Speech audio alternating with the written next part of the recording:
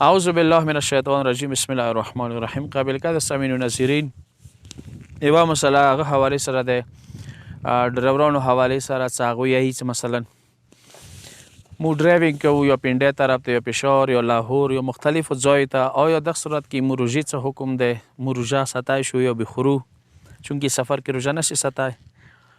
روایت ده که چو سفر کې روژه وساتله ګناه دوره ده لکه وطن کې د روژه خوړلی. یو سړی چې وطن کې یو حقه روژه وخوري هغه څومره ګناه دی اندوره ګناه یک سړی دی چې هغه سفر کې روژه ساتي. د فقه جعفریه مطابق دی. نو ځنه کسان داسې شته چې هغه که سفر کې وي که نه هغه روژه صحیح دی، روژه به ساتي، لمونځ به پوره کوي.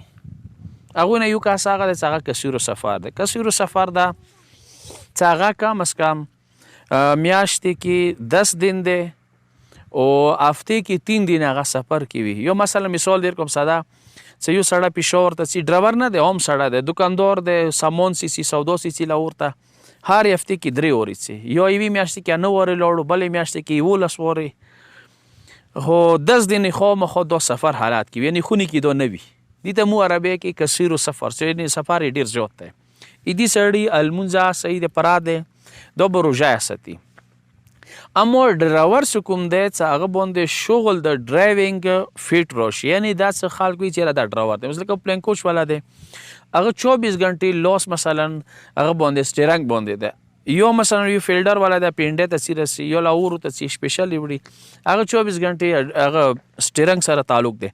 دې دپاره معیار هغه دا نه دی چې هفتې کې 3 دن یا میاشتې کې خامخا هغه 10 دن پوره کړي، نه، دا 1 ورځ وي، 2 ورځې، 15 ورځې وي.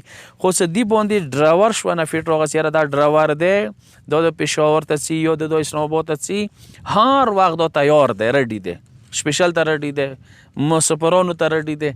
دا سړی که مثلا میاشتې کې 2 ورځې لاړوه ایدي روژه صحیح دی، ایدي لمونځ پوره دی، چونکې ایدي شغل ډرایوری دی، ایدي مشغله څه کومه دی، ایدي یعنې شغل یې ښایي څه ورته یایي هغه یې چې دی کوم هغه دی هغه یې ډرایوینګ دی. لذا که دا مثلا دې دپاره مو هغه معیار چې کثیر سفر څه 10 دن به خامخا پوره کوي، نه هغه معیار دې دپاره نه دی. هغه ما غونته سړي تا غونته سړي دپاره چې مو ډرایوینګ مو شغل نه دی، مو څه دی زندگی بزنس دی، تجارت دی، یا دکان پاره یا بل داسې یو کار دی، جاب دی، نوکري دی چې هغه زه 10 دن ما پوره کېږي، هغه دپاره کثیر سفر معیار دی. دغه ډرایور دپاره انده چې شغل یې ډرایوري وي انده ورباندې فیټ راشي، دا که چیرې ډرایور وي لذا که دا 1 ورځ لاړه میاشتې کې یا هفتې کې 1 ورځ لاړلو یا 2 ورځې لاړلو، خو الریډي هر وخت دا ډرایور حسابېږي، دې لمونځ پوره دی، دا روژه پکار دی، سفر کې وساتي. واخر دعوانا الحمدلله رب العالمین.